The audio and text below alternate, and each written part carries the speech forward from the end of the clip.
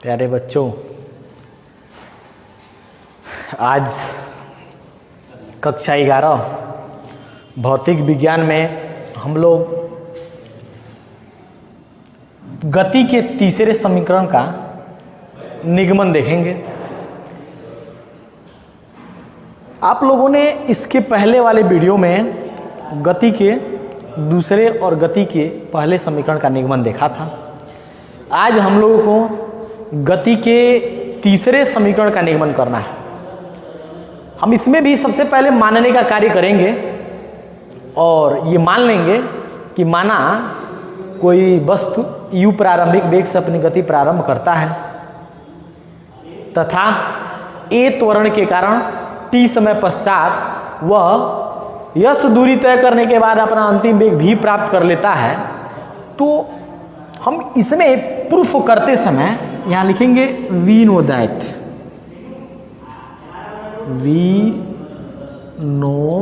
That, हम जानते हैं। क्या जानते हैं भैया? तो एक गति का जो प्रथम समीकरण था उसे हम जानते हैं, और गति का फर्स्ट समीकरण क्या है? वो होता है v बराबर u प्लस at। हम करेंगे squaring both sides, squaring both sides, दोनों पक्षों का वर्ग करने पर। तो हम वर्ग करेंगे तो क्या होगा? V square equal to U plus A T, इसका स्क्वायर, ये वी स्क्वायर का वी स्क्वायर ही रहेगा, equal to U plus A T इसका स्क्वायर। मतलब ये एक फार्मूले पे एडजस्ट हो गया, a प्लस बी का होल स्क्वायर, और एक फार्मूला होता है a प्लस बी इसका होल स्क्वायर बराबर a square plus 2ab plus B square. और इसी फार्मूले पर हम इसको क्या करेंगे? विस्तृत कर देंगे, प्रसार कर देंगे। तो हम इसका जब प्रसार करेंगे तो होगा u स्क्वायर प्लस 2ab, यानी कि 2 इंटू यू इंटू 80 प्लस और at इसका स्क्वायर करेंगे तो a स्क्वायर t स्क्वायर, ये आपका v square equal to u square plus इन दोनों में हम 2a कॉमन कर लेंगे, 2a को कॉमन करेंगे। अब हम जब 2a को कॉमन करेंगे तो ये क्या बचेगा यहाँ पे? ut प्लस, इसमें 2 है नहीं, अर्थात हम 2 का जब कॉमन किए हैं तो इसमें 2 का भाग देना पड़ेगा, यानी कि आपका हो जाएगा क्या? 1/2 at स्क्वायर। और जब ये 1/2 at स्क्वायर हो गया तो हम ब्रैकेट वाले भाग को अगर देखें तो जो ब्रैकेट में लिखा हुआ है वो लिखा है ut plus half at square, और एक गति का समीकरण होता है द्वितीय समीकरण जिसे हम यश बराबर ut plus half at square कहते हैं। अर्थात हम यश के जगह पे इतना लिख सकते हैं, तो क्या इतने के जगह पे हम इतना नहीं लिख सकते हैं? लिख सकते हैं। अर्थात ये आपका हो जाएगा v स्क्वायर बराबर u square plus 2a into क्या होगा? s। तो यही आपका गति के तृतीय समीकरण को प्रदर्शित करेगा, यानी कि यही आपका गति का तृतीय समीकरण होगा। तो हम लोगों ने अभी गति के तृतीय समीकरण का निगमन किया। आपने यह देखा कि हमने किस प्रकार गति के तृतीय समीकरण का निगमन किया। अब हम लोग को इस चैप्टर, जिसे हम मोशन इन स्ट्रेट लाइन के नाम से जानते हैं, मोशन इन स्ट्रेट लाइन में हम लोग गति के समीकरणों तक पहुंच चुके हैं। अब हम इस पड़ाव के बाद अगले पड़ाव की तरफ चलते हैं, और इस चैप्टर का जो अगला पड़ाव होगा वह ग्राफिकल मेथड होगा, यानी कि हम गति के जो समीकरण हैं इन्हें ग्राफीय विधि से निरूपित करेंगे। किस प्रकार ग्राफीय विधि से हम इसको प्रूफ करेंगे ये देखना है। सबसे पहले हम जानते हैं कि ये वेग समय ग्राफ क्या होता है। ग्राफ, और ग्राफ में वेग समय ग्राफ, वेग समय ग्राफ। वेग समय ग्राफ क्या है? तो वह ग्राफ जिसमें समय के साथ वेग में परिवर्तन या वेग को प्रदर्शित किया गया होता है, उसे हम वेग समय ग्राफ कहते हैं। अब समय के साथ वेग समय ग्राफ को कैसे प्रदर्शित करेंगे, कैसे ग्राफ में दिखाया जाता है? तो हम करते क्या है, ग्राफ खींचते समय एक तो ऐसे एक्सिस का निर्माण करते हैं। अब इसमें एक्सिस का हमने निर्माण किया तो एक एक्स एक्सिस, एक ओ होता है, ये एक्स डैश होता है, ये वाई ओ, वैसे ही वाई डैश होगा। अब हम जिन दो भौतिक राशियों के बीच ग्राफ खींचना चाहते हैं, उन दोनों को एक एक अक्षों पर बारी बारी से मान लेते हैं। तो हम यहाँ पे एक्स अक्ष को टी समय के लिए मान लेते हैं और जो वाई अक्ष है उसे हम वेग के लिए मान लेते हैं। यानी कि वेग के मान को हम इस पर प्रदर्शित करेंगे, वाई अक्ष पर प्रदर्शित करेंगे, और समय के मानों को हम एक्स अक्ष पे प्रदर्शित करेंगे। अर्थात जो समय के जो मान हैं उनको हम एक्स अक्ष पर प्रदर्शित करेंगे और ये भिन्न भिन्न मान होंगे, 0 से स्टार्ट होंगे, 1 2 3 4 5 सेकेंड में अगर लेते हैं तो सेकेंड में होंगे, घंटा में लेंगे तो घंटा में होगा, मिनट में लेंगे तो मिनट में लेंगे। ये हमारे मानने के ऊपर है कि हम क्या मान रहे हैं।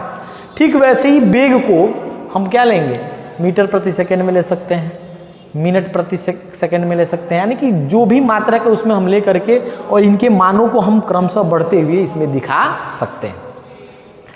अब हम ये जान गए कि वेग समय ग्राफ क्या होता है। अब वेग समय ग्राफ से संबंधित कुछ इनकी विशेषताओं के बारे में जानते हैं। जो सबसे पहले नंबर की इसकी विशेषता है वो यह है कि यदि वेग समय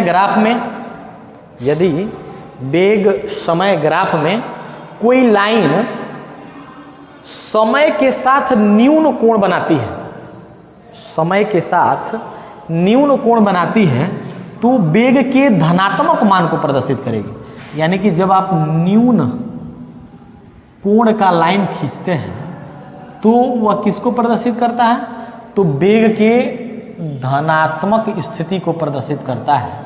जैसे मान लीजिए कि हम यहाँ से इस प्रकार, यहाँ से मान लीजिए कि हम ऐसे वेग को दिखा दें, तो वेग को हम ऐसे दिखा रहे हैं, तो ये समय के साथ अगर हम बात कर रहे हैं तो यहाँ अगर समय का अगर एक्चुअल स्थिति लें तो इसके साथ ये न्यून कोणांतरित हुआ है।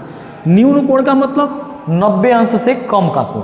और ये क्रमशः जब आगे की ओर हम बढ़ेंगे तो यहाँ वेग कुछ और है, यहाँ वेग कुछ और है, यहाँ वेग कुछ और है, यहाँ वेग कुछ और है, यहाँ वेग कुछ और है, यहाँ वेग कुछ और है। अर्थात वेग की जो भिन्न भिन्न स्थितियाँ होंगी वो क्रमशः बढ़ती हुई दिखाई देंगी, और वो किन स्थितियों में बढ़ेंगी? तो धनात्मक दिशा की ओर बढ़ेंगी। अब हम दूसरे नंबर का अगर हम बात करें तो अगर अधिक कोण बना है, अधिक कोण यानी कि समय अक्ष के साथ यदि लाइन अगर अधिक कोण बनाती है तो हमारा जो ग्राफ होगा वो वेग के ऋणात्मक मान को प्रदर्शित करेगा। किसको प्रदर्शित करेगा? ऋणात्मक मान को प्रदर्शित करेगा। जैसे मान लीजिए कि ये कोई वेग समय ग्राफ है और इसमें ऐसे दिखा दिया गया, इधर से जाया जा रहा है, मतलब वेग का मान यहाँ पे सॉरी ऊपर से नीचे की ओर अगर आ रही है ऐसे, मतलब यहाँ पे वेग कुछ और है, यहाँ पे वेग कुछ और है, यहाँ वेग कुछ और है, यहाँ वेग कुछ और है, यहाँ वेग कुछ और है। अर्थात क्रमशः हम नीचे की ओर भाग रहे हैं, नीचे की ओर जा रहे हैं, अर्थात जो वेग की वैल्यू होगी वो ऋणात्मक जाएगी। अब हम तीसरे नंबर की अगर बात करें तो जो तीसरा नंबर होगा वो ये होगा कि यदि समय अक्ष के साथ अगर कोई हम समांतर रेखा खींचें, यानी कि 180 अंश के कोण बनाती हुई अगर कोई रेखा खींचें, यानी कि अगर समांतर अगर रेखा की हम बात करें तो वह एक समान वेग की स्थिति को प्रदर्शित करेगा। किसको प्रदर्शित करेगा? तो एक समान वेग की स्थिति को प्रदर्शित करेगा। अब अगले नंबर पे जो कि चौथा नंबर है, यदि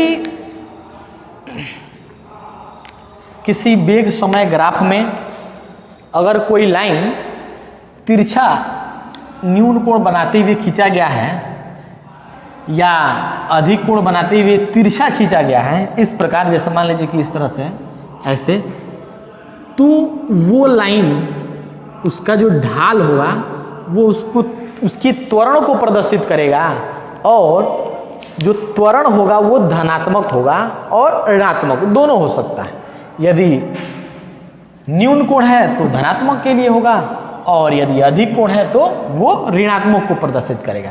अर्थात वेग समय ग्राफ का जो तिरछा लाइन होगा वह त्वरित ग्राफ होगा, और यदि इसी में हम ऐसे समांतर रेखा खींचें तो वह एक समान वेग को प्रदर्शित करेगा। जैसे कि अभी हमने आपको बताया एक समान वेग, यानी कि इसमें त्वरण क्या होगा, शून्य होगा। और यदि मान लीजिए कि कोई ग्राफ है जिसमें ऐसे वक्र के रूप में ऐसे खींच दिया गया, या तो ऊपर से या नीचे से, तो ये जो ग्राफ होगा वो वेग के परिवर्तित मान को प्रदर्शित करेगा, यानी कि वेग हमेशा कभी बढ़ेगा भी और कभी घट भी सकता है। तो ये आपका वेग समय ग्राफ रहा। अब हम ग्राफ के माध्यम से गति के समीकरणों का निगमन करेंगे, यानी कि ग्राफीय विधि से, ग्राफीय विधि से गति के समीकरणों का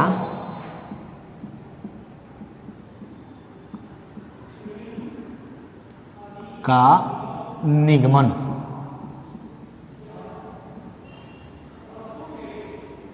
ध्यान देंगे, हम ग्राफीय विधि से गति के समीकरणों का निगमन करेंगे। अब ग्राफीय विधि से गति के समीकरणों का निगमन करना है तो हमें एक ग्राफ लेना होगा। हम मान लेते हैं कि माना एक कोई ग्राफ है, ये आपका ग्राफ हो गया, जिसमें एक एक्स अक्ष और एक वाई अक्ष है। ये आपका ओरिजिन है, और ये एक्स एक्सिस है और ये वाई एक्सिस है।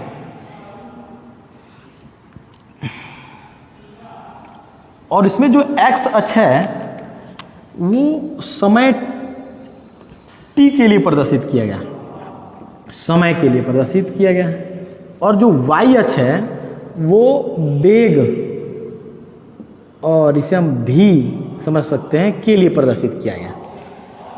अब हम मान लेते हैं कि माना एक कोई वस्तु है जो अपनी गति प्रारंभ करता है और वो प्रारंभ में स्थिति A पर है, जिसका प्रारंभिक वेग t बराबर 0 पर u है। अब यह इस वेग से a त्वरण के कारण अपनी गति प्रारंभ करता है, जिससे t समय पश्चात ऐसे a त्वरण से अपनी गति प्रारंभ करता है और t समय पश्चात बिंदु B पर पहुंच जाता है।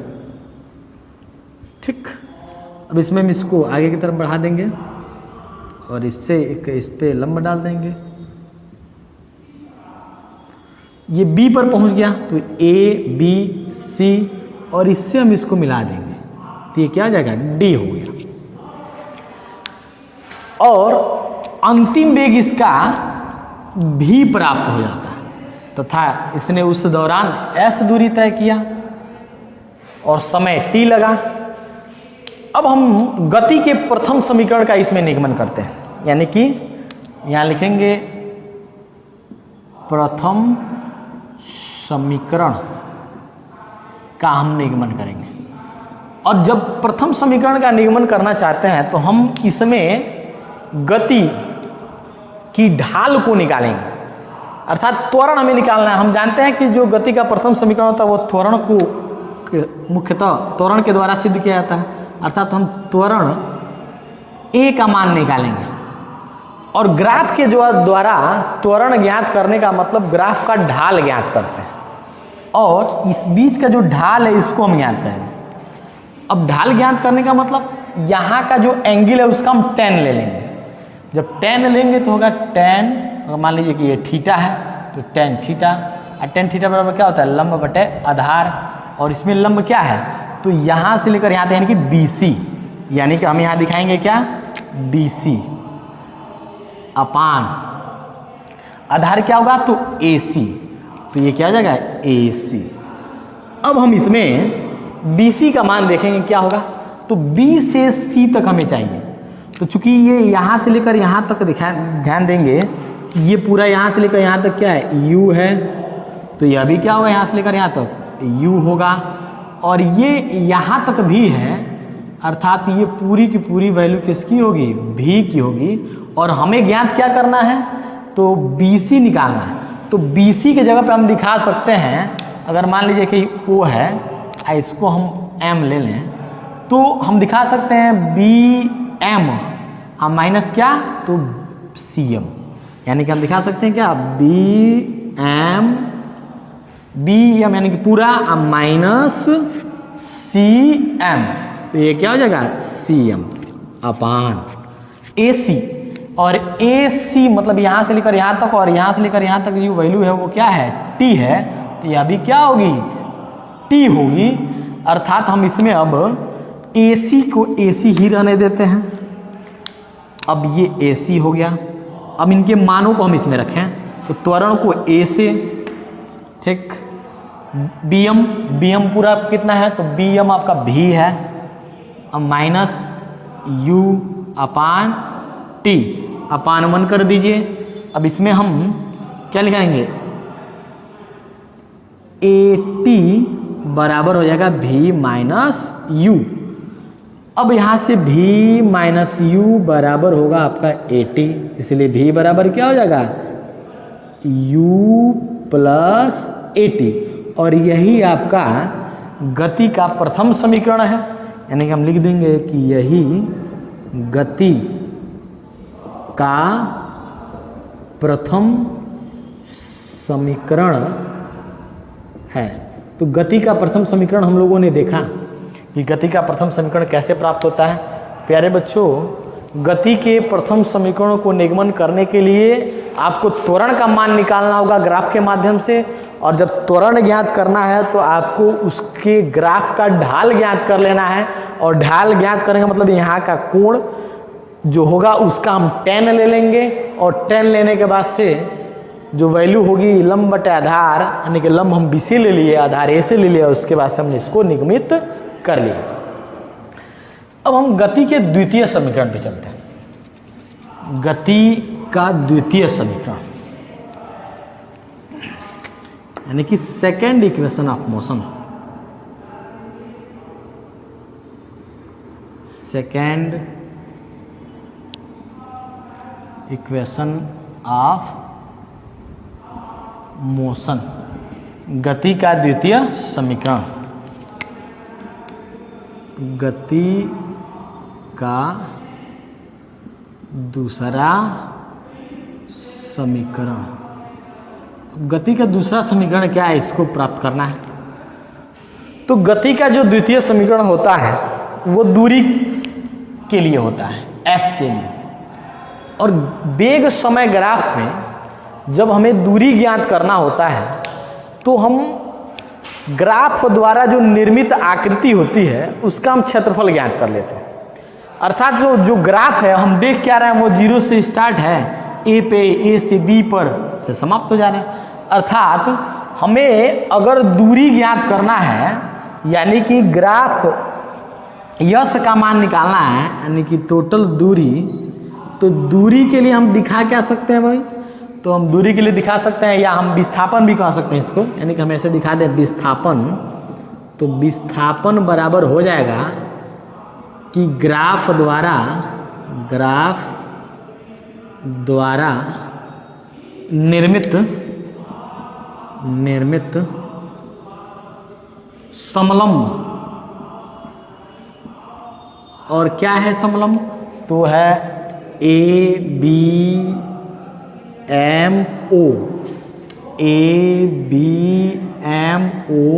का क्षेत्रफल। यानी कि हम ग्राफ द्वारा निर्मित जो समलंब है ABMO उसका क्षेत्रफल ज्ञात कर लेंगे, और हम इसका विस्थापन ज्ञात कर लेंगे। अब इस हम विस्थापन को यश से प्रदर्शित करें तो यश बराबर, अब ग्राफ द्वारा निर्मित जो समलंब है उसको हम दो भागों में डिवाइडेड कर देते हैं। एक भाग यह आपका हो जाएगा, हम जो रेड के द्वारा शेड कर रहे हैं उससे ध्यान दीजिए, ये हिस्सा एक भाग हम मान लेते हैं, एक भाग आपका यह हो गया, और जो दूसरा भाग होगा वो ये हो सकता है, ध्यान देंगे। तो दूसरा भाग आपका ये हो गया, अब ये आपका दूसरा भाग हो गया। अब हम यदि इस पूरे समलंब ओ ए बी एम ओ का अगर क्षेत्रफल ज्ञात करना चाहते हैं तो हम अलग अलग आकृतियों, एक आकृति 1 और एक आकृति 2 का क्षेत्रफल निकाल लें और दोनों को जोड़ दें तो पूरे समलंब का क्षेत्रफल हो सकता है। अर्थात हम यहाँ लिखें कि ग्राफ द्वारा निर्मित समलंब ए बी एम ओ का जो क्षेत्रफल है अब वो हो गया कि चतुर्भुज और उसका नाम क्या है, तो ओ ए सी एम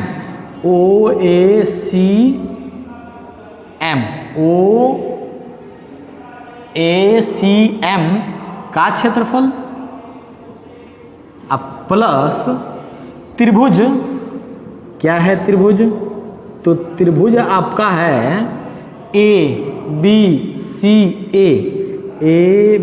सी का क्षेत्रफल, और ये आपका चतुर्भुज है जो कि आयत को प्रदर्शित कर रहा है, और आयत का क्षेत्रफल आप जानते हैं कि होता है लंबाई गुणे चौड़ाई, और इसकी लंबाई अगर ओएम है तो हम यहाँ दिखाएंगे ओएम इंटू, अब लंबाई गुणे चौड़ाई, चौड़ाई क्या हो जाएगा, तो होगा आपका ओए, यानी कि हम इसको दिखा देंगे क्या, ओए, यानी कि लंबाई गुणे चौड़ाई, यहाँ दिखा सकते हैं लंबाई गुणे चौड़ाई प्लस त्रिभुज ए बी सी का क्षेत्रफल, और जो त्रिभुज ए बी सी का क्षेत्रफल होगा वो होता है, त्रिभुज का क्षेत्रफल 1/2, हम जानते हैं कि क्षेत्रफल होता है 1/2 आधार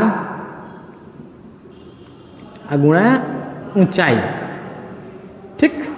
अब त्रिभुज ए बी सी का क्षेत्रफल निकालना है, ए बी सी का क्षेत्रफल, तो अब इसमें हम इसका आधार लेंगे और इसकी ऊंचाई लेंगे।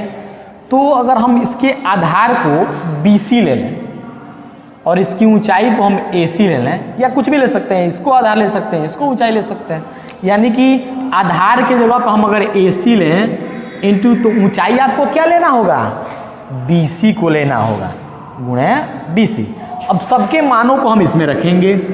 अब ओएम इंटू ओए, ओएम का मान कितना है, तो ओ से एम तक आपका टी है, तो यहाँ हम दिखा देंगे क्या, टी इंटू, अब ओए की वैल्यू क्या है ये हम देखते हैं। तो जो ओए है उसकी जो वैल्यू है ओए, ओ ए, ये आपका है यू, यानी कि प्लस 1/2 ए सी, ए सी का मान कितना है, तो ए से सी तक आपका टोटल टी के द्वारा रिप्रेजेंट किया गया है, तो यहाँ पे हम दिखा देंगे टी इंटू बी सी, और जो बी सी है, बी सी की वैल्यू यहाँ से यहाँ तक, और वो क्या होगा, भी माइनस यू हो जाए, यानी कि हम यहाँ दिखा देंगे भी माइनस यू। अब भी माइनस यू आपका है गया, यहाँ पे आपका हो जाएगा यू टी प्लस 1/2। एक फार्मूला हम जानते हैं, गति का जो प्रथम समीकरण होता है v बराबर u प्लस ए टी, और इसको अगर इधर हम लाएं तो ये v माइनस यू बराबर क्या हो जाएगा, ए टी, यानी कि ए टी भी माइनस यू के बराबर हो गया, या v minus U A T के बराबर हो गया। अर्थात हम करेंगे क्या, इस v माइनस यू के जगह पे हम ए टी को अप्लाई कर देंगे, यानी कि इंटू टी इंटू क्या होगा, ए टी, यानी कि तब ये आपका क्या हो जाएगा, तो यू टी अब plus half A T square, और ये आपका s का मान हो गया। अर्थात हम क्या देख रहे हैं, ये आपका गति का द्वितीय समीकरण, यानी कि लिखेंगे यही गति का दूसरा समीकरण है। अब गति के दूसरे समीकरण को भी हम प्राप्त कर चुके। अब इसी ग्राफ के माध्यम से हम गति के तृतीय समीकरण को भी प्रदर्शित करेंगे। अब गति का जो तृतीय समीकरण है उसको देखिए कैसे करेंगे।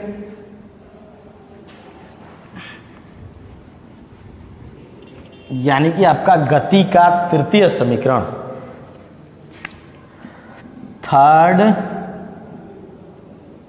इक्वेशन ऑफ मोशन, गति का तृतीय समीकरण। अब गति के तृतीय समीकरण को प्राप्त करना है तो हम पुनः इस ग्राफ द्वारा निर्मित आकृति का क्षेत्रफल दूरी के लिए निकालेंगे। S बराबर लिख देंगे ग्राफ द्वारा निर्मित आकृति का क्षेत्रफल निकालेंगे।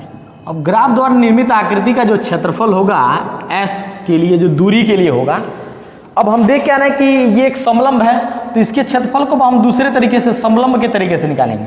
लिखेंगे समलंब, समलंब, और इसका नाम क्या हुआ? तो OABM, OABM का क्षेत्रफल। और किसी समलंब चतुर्भुज के क्षेत्रफल का एक फार्मूला होता है 1/2 समांतर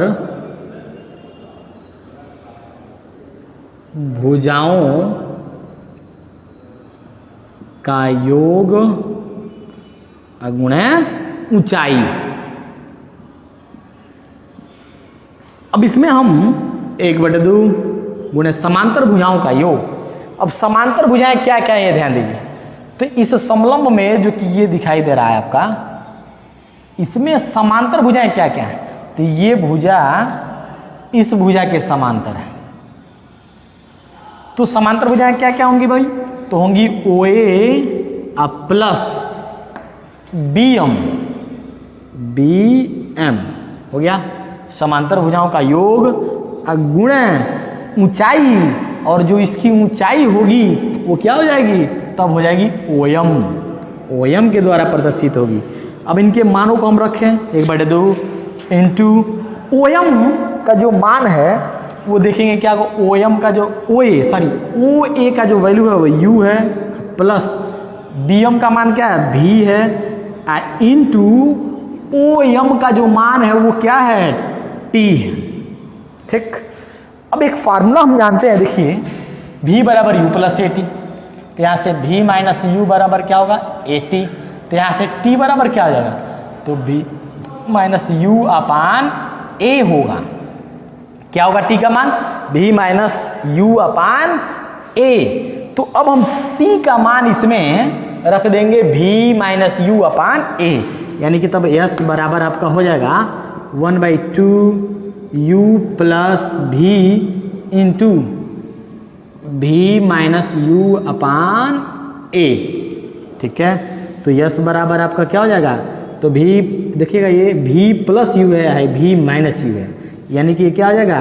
V² माइनस U² अपान 2 का A में गुणा करेंगे क्या होगा? 2A/A कर लेंगे और क्लास मल्टीप्लाई करेंगे तो आपका हो जाएगा V² माइनस U² बराबर 2AS, यानी कि होगा 2AS, अर्थात V² बराबर आपका क्या प्राप्त हो गया?